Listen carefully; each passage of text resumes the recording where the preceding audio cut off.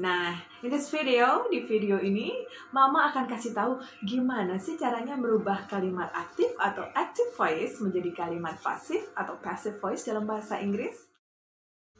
Oke guys, sebelum kita lanjut, jangan lupa klik subscribe dulu ya, karena subscribe itu gratis. Hello guys, welcome back to my channel, Mama dan Resna Belajar. And today, you will learn with me, Mama. And in this video, we will discuss an interesting topic. Can you guess it? Yeah, you're right. Today, we will learn about a passive voice. But before I continue my video, please click the subscribe button below. Okay, thank you very much. Okay guys, like I said before that, today we will learn about passive voice. So, let's get started. Passive voice. Well, passive voice is a sentence in which the emphasis or the focus is on the action, while the subject is less important. In the passive voice, the subject receives the action of the verb. Jadi, passive voice itu dalam bahasa Indonesia biasa kita kenal dengan bentuk pasif atau bentuk di, ya. Dan ternyata dalam passive voice itu dia lebih menekankan atau lebih berfokus pada tindakan daripada subjeknya. So guys, mungkin masih banyak ya di antara kalian yang bingung gimana sih merubah kalimat aktif menjadi kalimat pasif dalam bahasa Inggris. Jadi mau jelaskan bahwa ada 5 rules atau ada 5 aturan yang harus kalian ketahui saat kalian mempelajari passive voice. Apa saja aturannya? Perhatikan penjelasan berikut ini. Oke guys, the first rule atau aturan pertamanya adalah subjek dari kalimat aktif, dia nanti akan berubah menjadi objek pada kalimat pasif. Sedangkan objek pada kalimat aktif, dia akan berubah menjadi subjek pada kalimat pasif. Agar kalian lebih memahami lagi tentang aturan yang pertama ini, perhatikan contoh yang Mama berikan berikut ini. Oke, sebelum Mama memberikan contoh, di sini perlu Mama tekankan bahwa kalian hanya perlu fokus pada posisi subjek dan objek saja. Tidak perlu memikirkan yang lain-lain ya. Oke, are you ready? Terdapat kalimat aktif yang berbunyi Resna helps Mama, yang berarti Resna membantu Mama. Pada kalimat aktif ini, yang berkedudukan sebagai subjek adalah Resna, dan yang berkedudukan sebagai objek adalah Mama. Bentuk pasif dari kalimat tersebut adalah Mama is helped by Resna, yang memiliki arti Mama dibantu oleh Resna. Pada kalimat pasif ini, sesuai dengan aturan yang pertama, Mama yang sebelumnya adalah objek dari kalimat aktif, dia berubah menjadi subjek dari kalimat pasif. Sedangkan Resna yang sebelumnya adalah subjek dari kalimat aktif, dia berubah menjadi objek pada kalimat pasif. So guys, untuk aturan yang pertama ini, mudah kan untuk kalian pahami? Yang kalian harus ingat adalah bahwa saat kalian merubah kalimat aktif menjadi kalimat pasif, maka subjek dari kalimat aktif tersebut akan berubah menjadi objek pada kalimat pasif. Sedangkan objek pada kalimat aktif tersebut, dia akan berubah menjadi subjek pada kalimat pasif. Selanjutnya, Mama akan jelaskan aturan yang kedua. So, buat kalian yang belum klik tombol subscribe-nya, diklik dulu ya guys. Thank you. Jadi guys, untuk rule yang kedua adalah verb atau kata kerja pada kalimat aktif, dia harus dirubah menjadi bentuk to be plus verb 3. Pada pembahasan rule yang kedua ini, kalian hanya perlu fokus pada verb atau kata kerja dalam kalimat aktif yang akan kita rubah menjadi bentuk to be plus verb 3. Jadi kalian hanya berfokus pada itu aja ya guys, tidak perlu memikirkan tentang rule yang pertama atau hal-hal yang lainnya dulu. Perhatikan contoh berikut.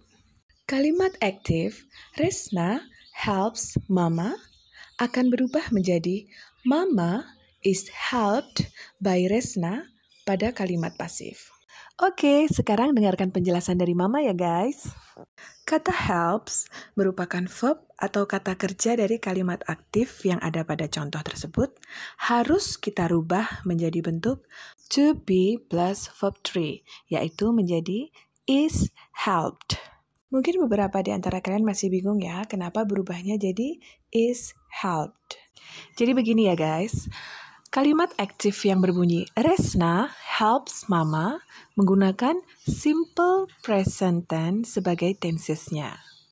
Ada 3 to be yang bisa kita gunakan pada simple present tense, yaitu is, am, atau are. Karena subjek dari kalimat pasifnya adalah Mama, dan Mama adalah tunggal, maka dia menggunakan to be is. Untuk verb 3-nya, karena dia merupakan regular verb, jadi kita tinggal menambahkan ed di belakang kata. Rule yang ketiga adalah only transitive verbs are used in passive. Jadi maksudnya hanya kata kerja bentuk transitif yang bisa digunakan dalam kalimat passive. Untuk kalian yang belum tahu apa itu transitive verbs, Mama akan jelaskan ya. Transitive verbs are verbs that are followed by an object. Jadi, kata kerja transitif adalah kata kerja yang diikuti oleh objek. Untuk lebih memahami rule yang ketiga ini, perhatikan contoh berikut. Resna opens the window. Pada kalimat tersebut, yang merupakan transitive verb-nya adalah kata opens, yang diikuti oleh objek yaitu the window.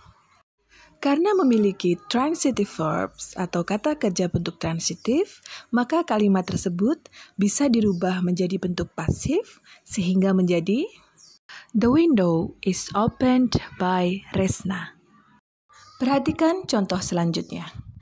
Mama sleeps on my bed. Kalimat tersebut tidak bisa dirubah menjadi bentuk pasif karena menggunakan kata kerja intransitif, yaitu sleep. Mungkin beberapa di antara kalian penasaran ya, kenapa kok nggak bisa dirubah ke bentuk pasif? Yuk, sekarang kita coba rubah kalimat tersebut ke dalam bentuk pasif. Jika dirubah ke dalam bentuk pasif, kalimat tersebut akan menjadi on my bed is slept by Mama. Lucu banget kan jadinya? Di tempat tidurku ditiduri oleh Mama. Jadi nggak mungkin ya dia dirubah ke dalam bentuk pasif. So, kalimat yang menggunakan kata kerja intransitif, dia tidak mungkin dirubah menjadi bentuk pasif ya. Pada video kali ini, Mama belum bisa ya menjelaskan lebih detail tentang transitive dan intransitive verb. Mungkin pada next video, Mama akan jelaskan. So, kalian jangan lupa klik tombol subscribe dan klik loncengnya supaya kalian tahu video-video terbaru di channel Mama dan Resna Belajar.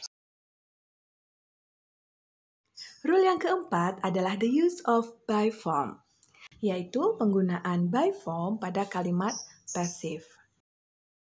By form ini dalam bahasa Indonesia sama dengan kata oleh ya. By form ini digunakan untuk menunjukkan siapa yang melakukan tindakan atau action pada suatu kalimat pasif. Perhatikan contoh berikut. Resna opens the window. Kalimat aktif ini apabila kita rubah menjadi bentuk pasif akan menjadi the window is opened by Resna. The by form in the passive sentence shows that the person who do the action or open the window is Resna.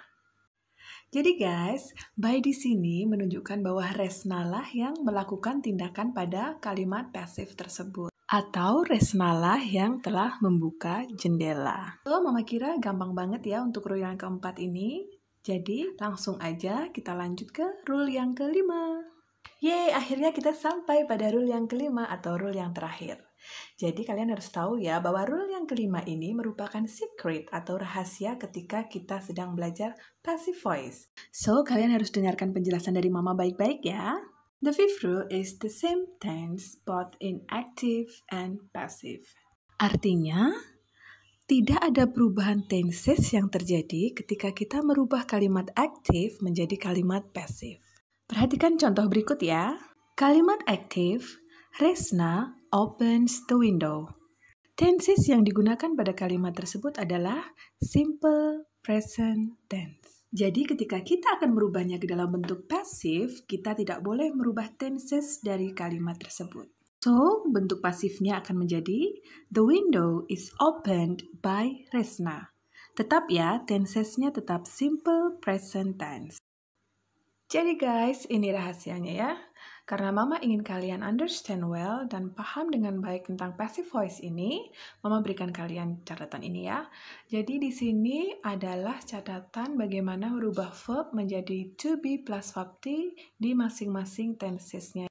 Karena sesuai dengan rule yang kelima, bahwa tenses yang digunakan pada kalimat aktif dan kalimat pasif adalah sama. So, buat kalian yang masih bingung gimana sih cara pakai catatan ini, jadi kalian tinggal menyesuaikan aja sama kalimat aktif yang akan kalian rubah menjadi bentuk pasif. Jadi yang ada di catatan itu, kalimat Mary helps John itu hanya contoh ya. Nanti kalian untuk kata kerja, subjek, dan segalanya, kalian sesuaikan dengan kalimat aktif yang akan kalian rubah menjadi pasif. Perhatikan contoh berikut.